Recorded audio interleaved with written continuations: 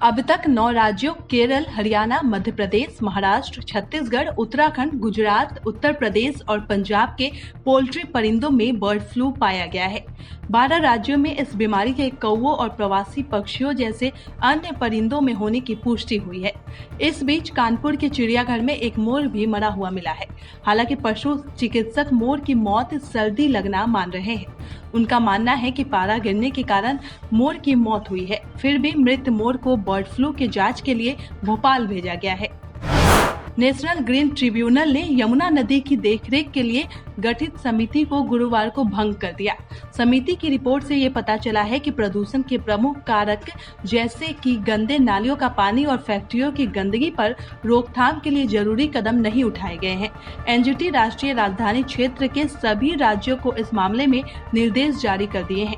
साथ ही इन राज्यों से कहा गया है कि इस मामले में वो ग्रीन ट्रिब्यूनल और सुप्रीम कोर्ट के पिछले 2 दशक में दिए गए सभी आदेशों पर अमल करे।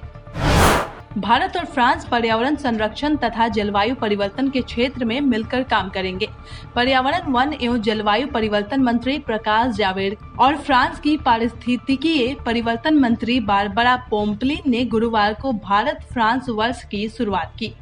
इसका लक्ष्य सतत विकास में भारत फ्रांस सहयोग को और मजबूत करना है। साथ ही वैश्विक पर्यावरण संरक्षण के लिए काम कर दुनिया के सामने उत्कृष्ट पर्यावरण सुधारों की छवि पेश करना भी है। बता दें कि बारबरा पोम्पलिन 5 दिन की भारत यात्रा पर हैं। यमुना नदी में प्रदूषण को लेकर राष्ट्रीय हरित अधिकरण यानी एनजीटी ने दिल्ली जल बोर्ड की आलोचना करते हुए कहा है कि जल की गुणवत्ता बहुत ही खराब है, क्योंकि प्रदूषकों को नालों में बहाया जाना अब भी जारी है। एनजीटी ने दिल्ली के मुख्य सचिव को हरियाणा और उत्तर प्रदेश के मुख्य सचिवों के साथ समन्वय करते हुए यमुना की सफाई में प्रगति का व्यक्तिगत तौर पर निगरानी करने का निर्देश दिया है। राष्ट्रीय हरित अधिकरण ने पंजाब सरकार की उस याचिका पर सुनवाई से इनकार कर दिया है जिसमें पराली जलाने वाले किसानों पर लंबित पर्यावरण क्षतिपूर्ति को भू राजस्व बकाये के तौर पर वसूलने को लेकर निर्देश देने का अनुरोध किया गया था। एनजीटी का इस मामले पर कहना है कि पर्यावरण कानूनों को लागू करना और इनका उल्लंघन करने वालों से क्षतिपूर्ति की वसूली पैल्यूटर पे नियम के आधार पर करने संबंधी रणनीति तैयार करना राज्य का काम है। स्वास्थ्य मंत्रालय द्वारा जारी आंकड़ों के मुताबिक देश में बीते 24 घंटे में 18,855 नए मामले सामने आए और इस दौरान 163 लोगों की मौत हो गई। इसके साथ ही संक्रमण से कुल मरने वालों की संख्या बढ़कर 1,54,010 हो गई है। देश में संक्रमितों की कुल संख्या बढ़कर 1,07,20,000 के पार हो गई है। संक्रमितों में से 1,03,94,352 लोग स्वस्थ हो चुके हैं। इसी के साथ संक्रमित लोगों के स्वस्थ होने की राष्ट्रीय दर में इजाफा हुआ है और ये बढ़कर 96.96% हो गई है। झारखंड में गुरुवार को 62 कोरोना पॉजिटिव मरीज मिले हैं, जबकि कोरोना से 112 मरीज ठीक भी हुए हैं। इस दौरान कोरोना से 3 लोगों की मौत हो गई है। राज्य में कुल कोरोना के मामले अब बढ़कर 1,18,557 हो गया है। इनमें से 670 सक्रिय केस है, जबकि 1,16,818 मरीज ठीक भी हुए हैं। अब तक राज्य में 1,069 मरीजों की कोरोना से मौत हो गई है।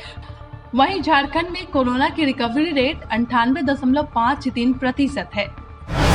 दिल्ली में आज शुक्रवार की सुबह तापमान 5 डिग्री सेल्सियस नीचे गिर गया। मौसम विभाग के अनुसार सर्द शुष्क पश्चिमी हवाओं के मैदानी इलाकों में बहने से तापमान में गिरावट दर्ज की गई है। यहां ठंड के साथ ही घने कोहरे की वजह से भी विजिबिलिटी कम हो गई। स्काईमेट वेदर रिपोर्ट के मुताबिक अगले 24 घंटों में मध्य प्रदेश और छत्तीसगढ़ के कुछ इलाकों में हल्की बारिश होने की संभावना है। इसके साथ ही पंजाब, हरियाणा, दिल्ली, उत्तर प्रदेश, मध्य प्रदेश, राजस्थान में शीतलहर जारी रह सकती है। वहीं बिहार, पश्चिम बंगाल, सिक्किम, असम, मेघालय और त्रिपुरा के कुछ इलाकों में अगले 2 दिन घना कोहरा छाए रहने का पूर्वानुमान है। लद्दाख में चादर ट्रैक पर नदी के जम जाने से सैलानियों की खुशी का ठिकाना नहीं है। नदी के जम जाने के कारण लोग इस पर स्केटिंग का खूब लुत्फ उठा रहे हैं। मौसम विभाग ने आशंका जताई है कि जम्मू कश्मीर में फिर से बर्फबारी हो सकती है। पश्चिमी विक्षोभ के प्रभाव के कारण बारिश और बर्फबारी 2 से 3 फरवरी तक जारी रहेगी। पश्चिमी विक्षोभ के दस्तक देने के बाद उत्तर भारत में तापमान में बढ़ोतरी हो सकती है, जिसके बाद लोगों को शीतलहर से राहत मिल सकती है।